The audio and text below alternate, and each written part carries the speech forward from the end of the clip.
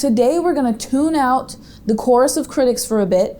We're going to break down 4 powerful reasons why filing for Social Security at 62 could be the best decision for your health, your family, and your financial reality.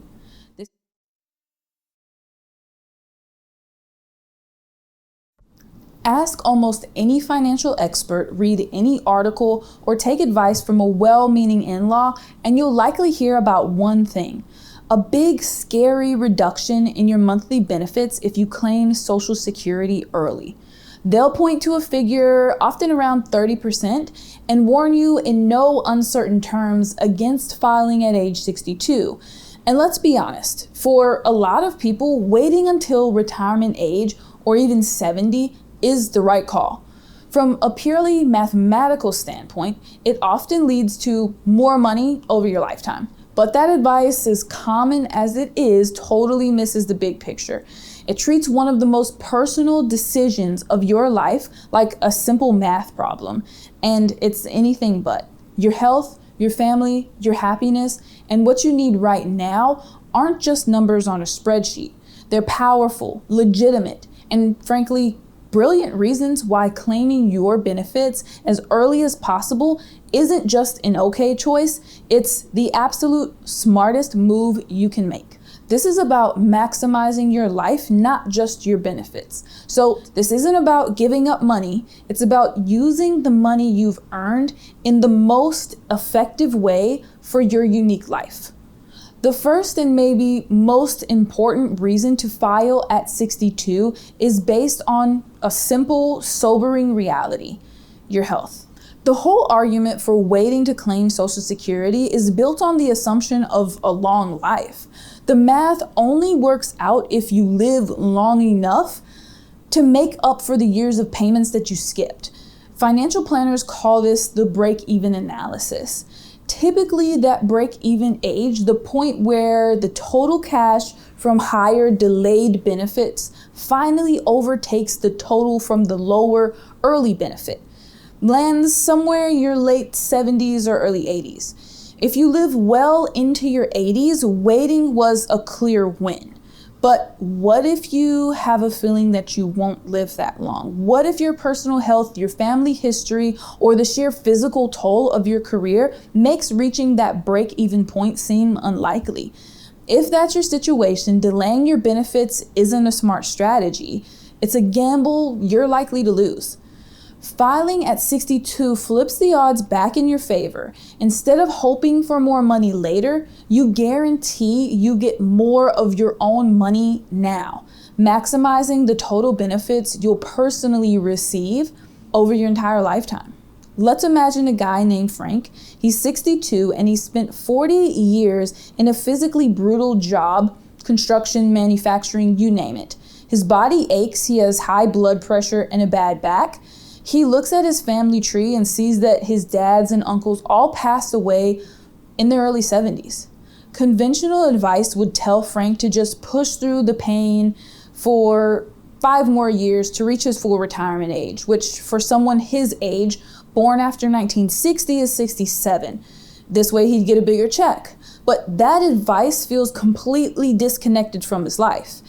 Every extra year of work could damage his health even more, shortening the very retirement he's worked so hard for. If he were to pass away at 75, years before the typical break-even point, he would have endured all that extra labor only to leave a huge chunk of his own Social Security money on the table, money he never got to use. By filing at 62, Frank makes a different choice. He gets an immediate income stream. He can finally leave the job that's breaking him down. That smaller monthly check becomes the key that unlocks his retirement right now, while he still has his health to enjoy it. He can travel, hang out with his grandkids, and just live. In his very personal case, claiming early means he gets more total money over his lifetime. It answers that nagging question, what if I work my whole life and die before I even get to enjoy the money? For anybody with legitimate health concerns, filing at age 62 isn't a compromise. It's a dignified strategy to make sure you actually benefit from your life's work. The second reason we need to talk about this moves beyond just you and looks at the team, your family. For married couples, deciding to claim Social Security isn't one decision, it's two. And coordinating those claims can open up some seriously smart strategies that most people miss. One of the most powerful involves one spouse, usually the lower earning one, intentionally claiming their benefit as early as 62. I know it sounds backward. Why lock in a smaller check on purpose? Well, because it can act as a financial bridge, bringing in crucial income that allows the higher earning spouse to delay their claim. This is where the magic happens. For every year the higher earning spouse waits past their full retirement age up to age 70, their future benefit grows by a guaranteed 8%. This doesn't just supercharge their own check. It maximizes what's arguably the most important benefit of all, the survivor benefit. For the spouse who's left behind, they'll benefit from this. Let's look at a couple, Bob and Betty. Bob is a higher earner with a full benefit of $3,000 a month at his full retirement age of 67. Betty, his wife, is lower, let's say $1,200 a month. They're both 62. If Bob waits until 70, his benefit will grow by about 24%, 8% a year for 3 years, reaching around $3,720 a month plus any cost of living adjustments. That's a huge inflation-protected boost for his life. But how do they get by from 62 to 70 without Bob's income? Betty files for her own benefit at 62. Yes, it's reduced by about 30% to about $840 a month, but that $840 isn't just a small check, it's a lifeline. It's the income bridge that helps them pay the bills, lets their 401ks keep growing, and provides steady cash while Bob's benefit gets supercharged. Now let's flash forward. Bob turns 70 and claims the maximized $3,720 a month. Their household income from Social Security jumps, but the most critical part of this plan protects Betty. If Bob passes away first, Betty can switch from her own smaller check to the survivor benefit equal to 100% of what Bob was getting. She would step up to that full amount per month for the rest of her life. And if they had both claimed at 62, Bob's benefit would have been reduced to about $2,100 a month. And that's the survivor benefit that Betty would have been stuck with. By having Betty take a small reduction early, they played the long game, securing a much larger and more stable financial future for the surviving spouse. It's a strategy that's especially powerful when an age or income gap between spouses is present. For the lower earning spouse, filing at 62 isn't about losing. It's a strategic move to secure a much bigger win for the family. The third reason for filing at 62 is the most direct, and for many, the most urgent. You simply need the money. In a perfect world, retirement is a smooth glide path, but life isn't perfect. It's messy. A sudden job loss, a medical emergency, needing to care for a sick parent. These things can blow up, even the best laid plans.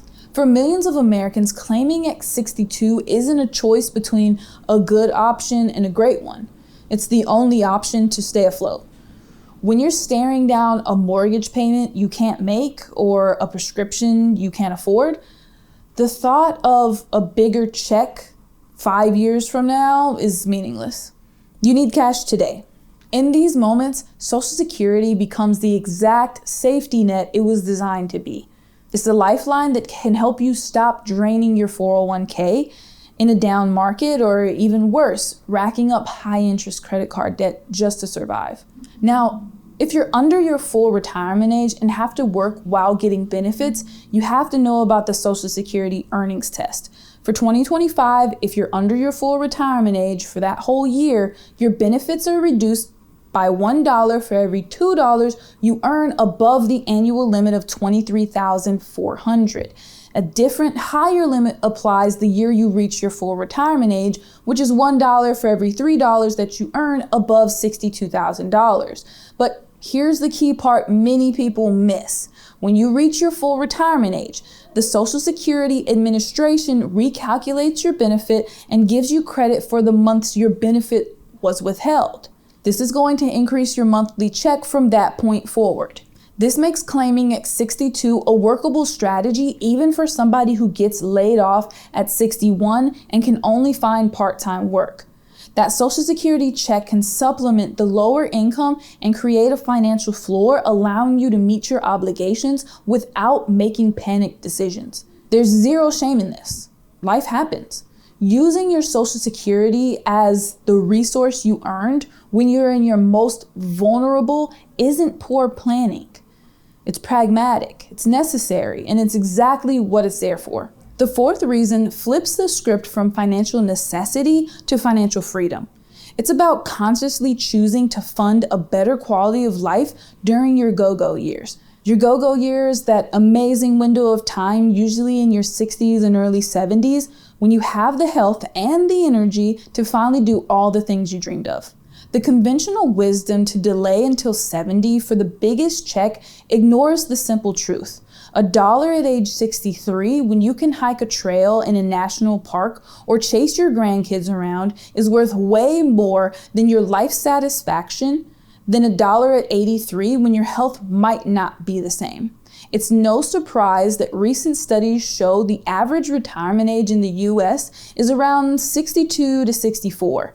Many people are already voting with their feet, prioritizing freedom now over a bigger paycheck later. This isn't about recklessness, it's a strategic life decision. You've worked for 40 plus years, you've paid into the system. This strategy says use those early Social Security payments as an investment in your own joy. That check at 62 can be the difference between buying that RV for that cross-country trip and just staying home. It can be the budget for the plane tickets to see your family or the funds to pick up that hobby that you put down decades ago. This is especially true for people who are just plain worn out from their careers. We're not just talking about those with a specific diagnosis, but anyone whose body is just done. You've spent your life on your feet, and the thought of working until the age of 67 can feel like a prison sentence. Claiming at 62 is your permission slip to finally rest and reclaim your well-being. The one major caveat here is that this strategy works best if you have other sources of income like a pension or a well-funded 401k. Since your benefit is smaller, the annual cost of living adjustments, or COLA, will also be based on that smaller amount. But if you have other funds to cover your core expenses, that Social Security check can become your freedom fund. It's a conscious trade-off, accepting a smaller monthly check for more good, healthy, active years in retirement. It's choosing memories over math, and for millions of people, that's a fantastic deal. So while the benefit reduction for claiming at 62 is a real number, it's far from the only one that matters. As we've seen, the decision to file for Social Security is deeply personal and goes way beyond a simple spreadsheet calculation. It could be a pragmatic choice based on your health, a strategic play to protect your family, a necessary step to meet your immediate needs, or a deliberate plan to fund a joyful, active retirement. In all these cases, claiming at 62 can be an incredibly smart move. The best decision isn't one an expert tells you is mathematically optimal. It's the one that fits your life, your health, your family, your finances, and your happiness. It's about looking at the whole picture, using your earned benefits to serve you best right now. But don't forget that earnings test if you're gonna continue working. That reduction lasts for the rest of your life, even if you reach full retirement age. Your benefits are not gonna increase, they're going to stay reduced forever. This conversation is so important, and every single person's situation is different. I would love to hear your story. What age are you thinking about filing for benefits, and what's the biggest factor driving your decision? Drop your thoughts in the comments below. It helps everyone in the community learn from each other's experiences. And if I gave you a new way of thinking about things, please take a second to subscribe to the channel for more straightforward retirement advice. Thanks for watching, and I'll see you in the next video.